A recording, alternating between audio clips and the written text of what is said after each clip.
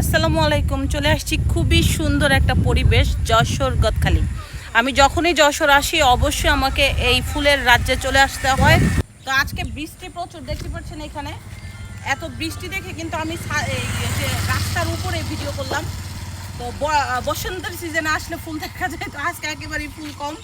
তো আমি যখনই যশোর আসি মাস্ট আমি গদখালিতে আসি, বিকজ এই জায়গাটা আমার কাছে খুব ফেভারিট লাগে। এখানে একদম ফুলের রাজ্য।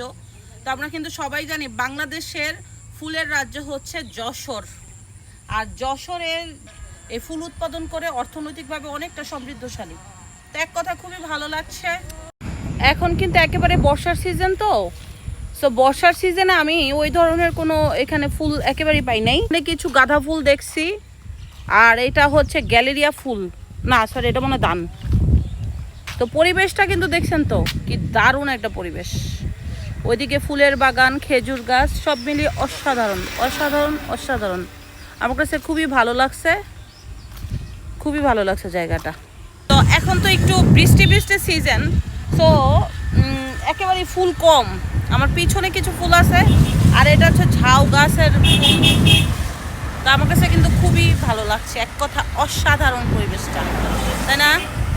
চলে আসছি যশোর। যশোর আসলে আমাকে নাজমা হোটেলে আসতেই হয়। আমি যশোরে এসে নাজমাতে খাই। তা আমি এখন খাচ্ছি ভর্তা দিয়ে, এই যে কাঁচকলা ভর্তা, সরি ডাল ভর্তা, মাছ ভর্তা, ফিশ, আর হচ্ছে আমার ফেভারিট কালো ভুনা।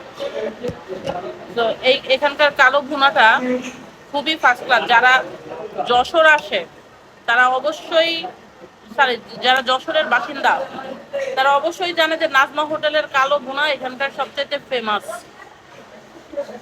ঠিক আছে, আমি কুমিল্লার মেয়ে, কিন্তু কিন্তু যশোরের খাবার কোন জায়গায় ভালো পাওয়া যায় আমি জানি। ভালো থাকবেন। আমি যে রোডটার সামনে দাঁড়ায় আছি সেই রোডটা হচ্ছে ঝিনাইদহ এবং যশোর মহাসড়ক বলা হয়। তো আমি যেটা দেখাবো, এই রাস্তাটা কিন্তু 1 কিলোমিটার 2 কিলোমিটার 10 কিলোমিটার খারাপ না। আপনার নড়াইল থেকে শুরু করে পুরো যশোরের রাস্তাটা খারাপ, ভাঙা ভাঙা। নড়াইলের তুলনায় যশোর থেকে আবার ঝিনাইদহের রোডের এর চেয়ে অনেক বেশি খারাপ পুরোটাই। প্রায় 40 কিলো রাস্তা জুড়ে 30 কিলো রাস্তাই খারাপ, 10টায় একটু ভালো হতে পারে। এর থেকেও জঘন্য খারাপ হচ্ছে ফরিদপুরের মোড় থেকে ভাঙার রাস্তা পর্যন্ত। কি সাংঘাতিক রাস্তা, বড় বড় গর্ত, ডেঞ্জারাস অবস্থা। এই পৃথিবীতে আমাদের কোনো কিছুই কিন্তু চিরস্থায়ী নয়, আমাদের সমস্যাগুলোও না। আমি সবসময় বৃষ্টিতে হাঁটতে পছন্দ করি, কারণ বৃষ্টির পানিতে আমার চোখের অশ্রু দেখা যায় না। আপনার জীবনে সবচাইতে কালো এবং দুর্দিন সেটাই যেদিন আপনি হাসতে পারেন না।